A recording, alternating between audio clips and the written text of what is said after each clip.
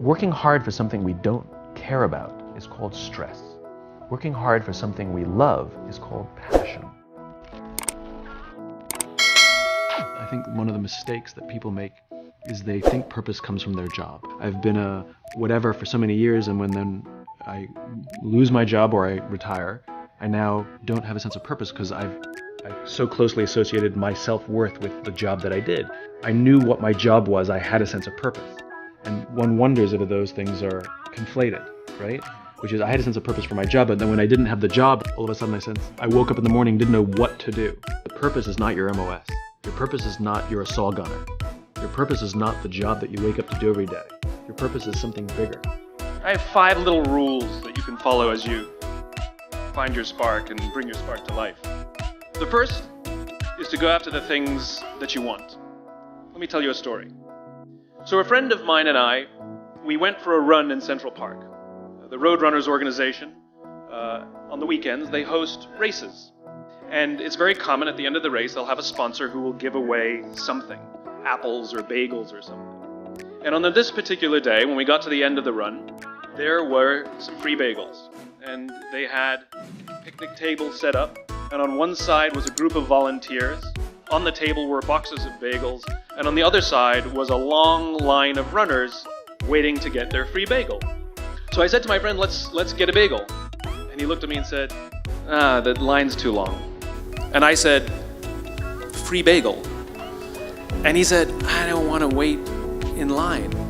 And I was like, free bagel. And he says, nah, it's too long. And that's when I realized that there's 2 ways to see the world.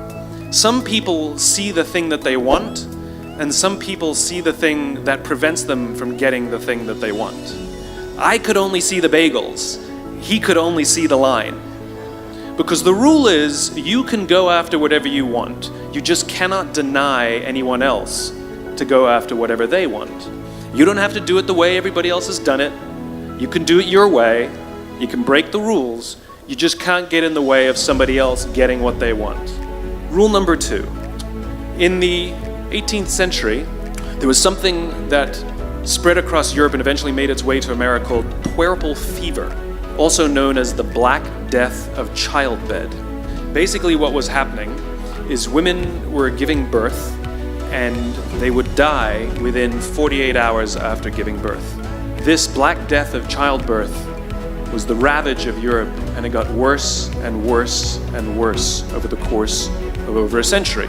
And these doctors and men of science wanted to study and try and find the reason for this Black Death of childbed, and so they got to work studying, and they would study the corpses of the women who had died. And in the morning they would conduct autopsies, and then in the afternoon they would go and deliver babies and finish their rounds. And it wasn't until somewhere in the mid-1800s that Oliver Wendell Holmes realized that all of these doctors who were conducting autopsies in the morning weren't washing their hands before they delivered babies in the afternoon. And he pointed it out and said, guys, you're the problem.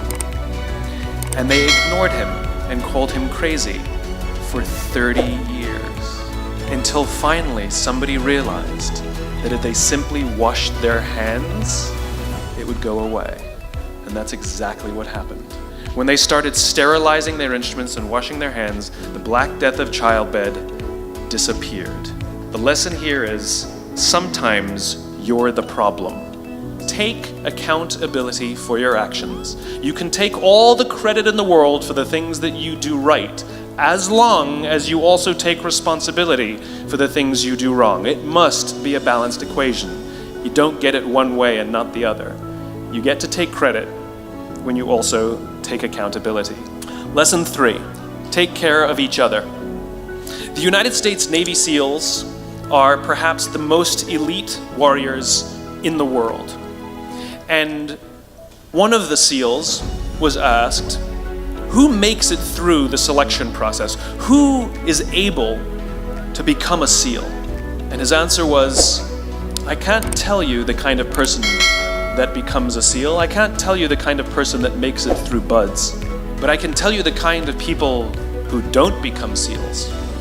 He says the guys that show up with huge, bulging muscles covered in tattoos who want to prove to the world how tough they are, none of them make it through.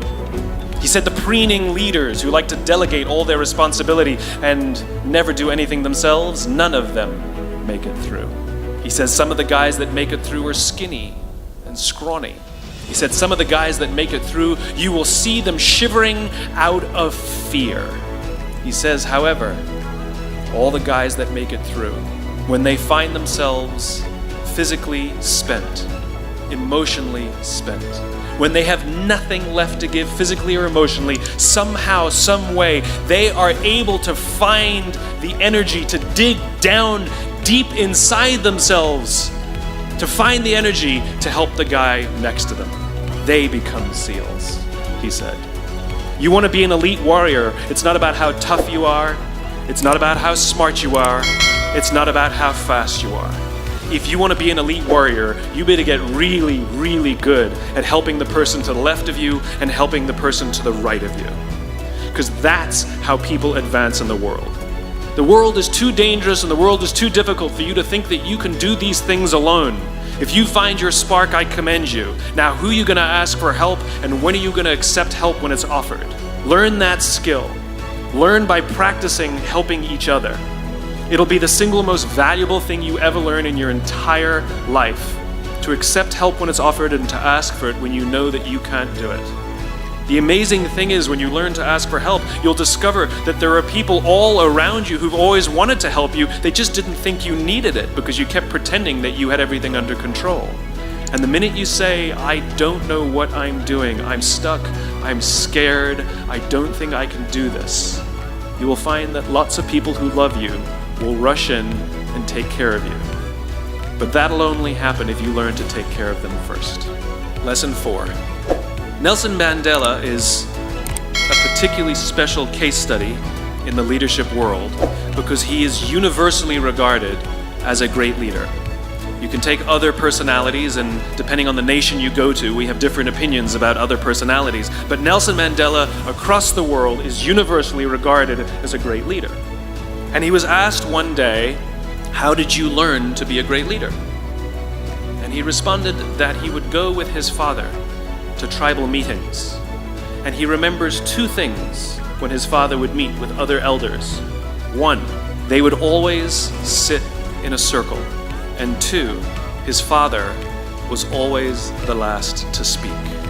You will be told your whole life that you need to learn to listen. I would say that you need to learn to be the last to speak. I see it in boardrooms every day of the week. Even people who consider themselves good leaders, who may actually be decent leaders, will walk into a room and say, here's the problem, here's what I think, but I'm interested in your opinion, let's go around the room. It's too late.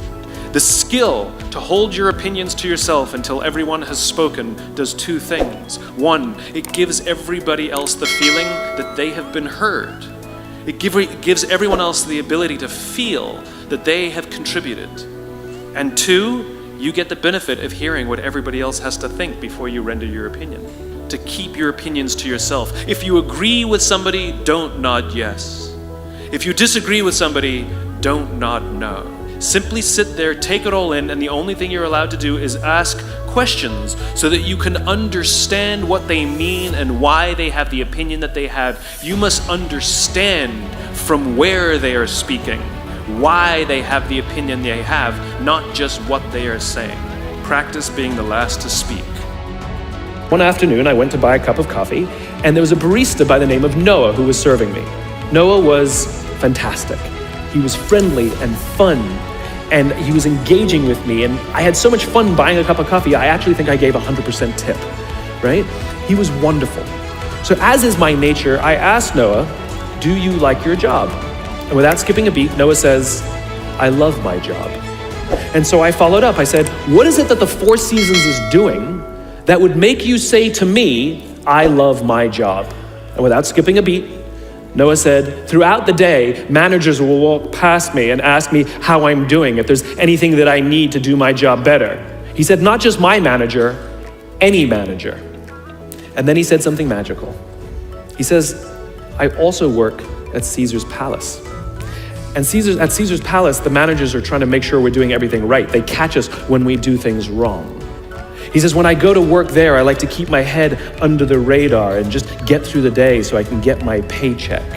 He says, here at the Four Seasons, I feel I can be myself.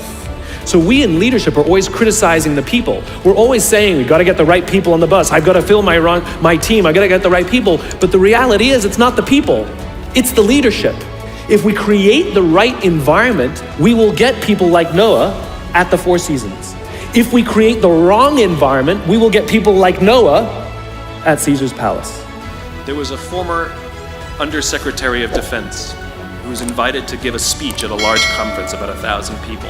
And he was standing on the stage with his cup of coffee and a styrofoam cup. And he took a sip of his coffee and he smiled and he looked down at the coffee. And then he went off script. And he said, last year I spoke at this exact same conference. Last year I was still the Undersecretary. And when I spoke here last year, they flew me here business class. And when I arrived at the airport, there was somebody waiting for me to take me to my hotel. And they took me to my hotel and they had already checked me in and they just took me up to my room. And the next morning I came downstairs and there was someone waiting in the lobby to greet me, and they drove me to this here same venue and handed me a cup of coffee in a beautiful ceramic cup. He says, I'm no longer the Undersecretary. I flew here coach. I took a taxi to my hotel and I checked myself in. When I came down the lobby this morning, I took another taxi to this venue. And when I asked someone, do you have any coffee? He pointed to the coffee machine in the corner and I poured myself a cup of coffee into this here styrofoam cup. He says the lesson is, the ceramic cup was never meant for me. It was meant for the position I held. I deserve a styrofoam cup. Remember this. As you gain fame, as you gain fortune, as you gain position and seniority, people will treat you better. They will hold doors open for you. They will get you a cup of tea and coffee without you even asking. None of that stuff is meant for you. That stuff is meant for the position you hold. It is meant for the level that you have achieved of leader or success or whatever you want to call it. But you will always deserve a styrofoam cup.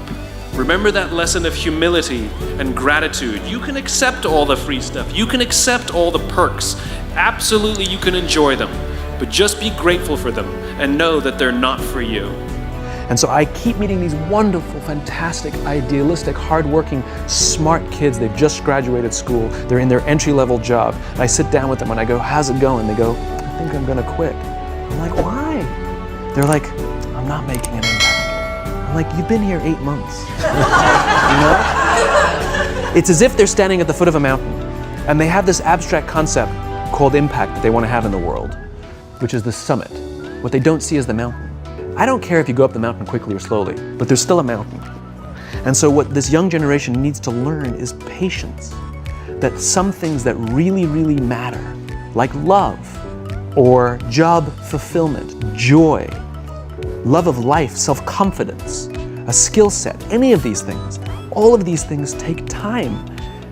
Sometimes you can expedite pieces of it, but the overall journey is arduous and long and difficult. All you need to do is have the will and the desire to want to understand what drives and inspires you.